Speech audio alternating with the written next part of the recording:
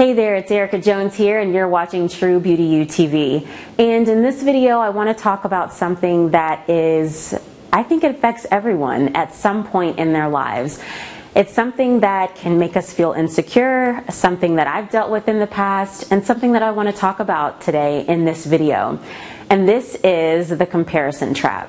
And I think that just talking with many women in my life that we've all dealt with it before. I struggle with it sometimes still, and I know a lot of other people that do as well.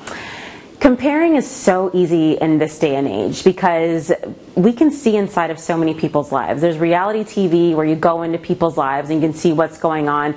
We've got social media where everyone's giving the highlight reel on their life, and we can see inside of people's lives, or at least the parts that they want us to see. And you go into the grocery stores and you see the models on the cover of magazines, and it can be very easy to fall into a trap of beating yourself up or comparing yourself to people that you see and just having an attitude, just looking from the outside in, that others are more successful than you, others are doing better at life than you, and it's really easy to get down on yourself. And this is something that people don't really talk about very often, but it's there. It's kind of an insidious thing that can breed insecurity if we allow it to. And so I wanted to bring this up in this video because I think there's three powerful ways that I have used in my life to overcome those feelings of discouragement or just lack of fulfillment that comes out of comparing myself to someone else. And I will say that those feelings of being discouraged or just not feeling fulfilled with your life as you look at other people's lives, they're not real. They're false feelings. And they come about when we look at others and we feel like we know everything about them and we can make a judgment about how their life is when we really don't know, instead of focusing on the beauty in our own life. And that brings me to point number one. One of the best ways to stop that voice of comparing and looking at everyone else and just measuring up, trying to measure yourself by how others are doing, is to just look at the beauty in your own life. And I call this gratitude, as finding the gratitude and the things to be grateful for that are in your own life. And I know it's cliche and people have talked about it a lot, but I have a gratitude journal, and I kind of thought it was kind of a silly thing to do until I actually started one. And I use the 5-minute journal. My husband knows the creator of that awesome book, and I do it 5 minutes every day in the morning and at night. And it allows me, first of all, to focus on what I am grateful for in my life. What is good and awesome about my life right now? I allow myself to experience and feel those emotions that are associated with that.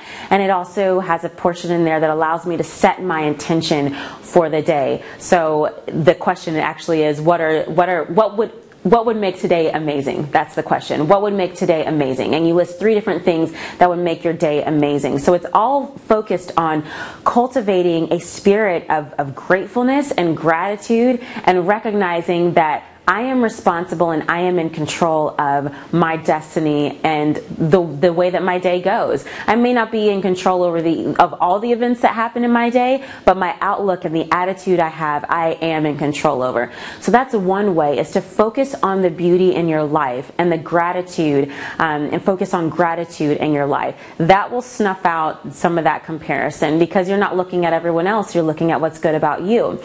The second thing is to find what I call a come on now girl. And this is a girl or a friend in your life who can come alongside you when you start talking crazy and they're like, come on now girl. So for example, let's say, you just had a baby. This was me like a year ago. Let's say you just had a baby, and when you've had that first one, it's like amazing, but you also don't know what to expect. So you're kind of like, oh my gosh, like this is overwhelming at times. And so you muster up the courage to go out to the grocery store. And let's say you run into the girl from your work, and she's always like so put together, and she's like Miss Supermom and everything, and she looks so good, and she's all slim and all this stuff, and you're just feeling like fat and overwhelmed because you just had this baby, and you just can beat yourself up about that. That's when you get on the phone and you call your come on now girl. And this is the person that you call and you say, oh my gosh, girl, like I'm in the grocery store right now and I'm feeling like so bad about myself because I just saw Sally and she's looking good. She must have got her hair done. I'm just feeling like so terrible right now. Your come on now girl is supposed to say, okay, I know where you're at right now. I've been there before. They can relate to you, but the next thing they say is, come on now, girl. You know that you just had a baby and you are fly. You know that your man loves you. You have such a good life. You've got a new baby to take care of. You are doing amazing. That's what your come on now girl is supposed to do, or your come on now guy. My husband's my come on now guy sometimes, but I've got some come on now girls too. But the point is to surround yourself with friends and people that are there to encourage you and come alongside you when you get those feelings that everyone gets sometimes and you're just kind of feeling not so good about yourself. So that's the second thing. The third thing is to find your purpose in life. Find something that fulfills you. This one is the one that has unlocked my potential and it just shut down my need to compare myself to anyone. When I realized what I'm meant to do and who I'm meant to be in life, that was one of the defining moments for me for being able to just completely shut down those thoughts of comparing myself to others. And I feel that that's so important because only I can do what I'm called to do. Only I can be that. And now that I know what that is, and part of that is, putting this message out to the world about living in a way that is fulfilled and beautiful and free.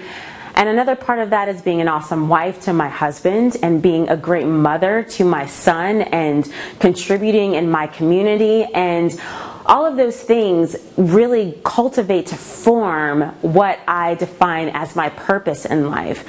And when I really got a hold of the fact that there is only one Erica and that no one else can be me, no one else can do what I do, that shut down for me any of my need to compare myself to other people. And as long as I'm tapped into that, and when I remember that and I focus on that, I'm not looking to the left and the right and trying to be like somebody else, because I have to be true to me, and there's only one me. So those three things, I think, at least for me, have really helped in just helping me to maintain a positive attitude about myself and living my life fulfilled and living a life that I love. If you want to see my full article about this, click the link that's associated to this video, and you can head over to my site at truebeautyyou.com and take a look.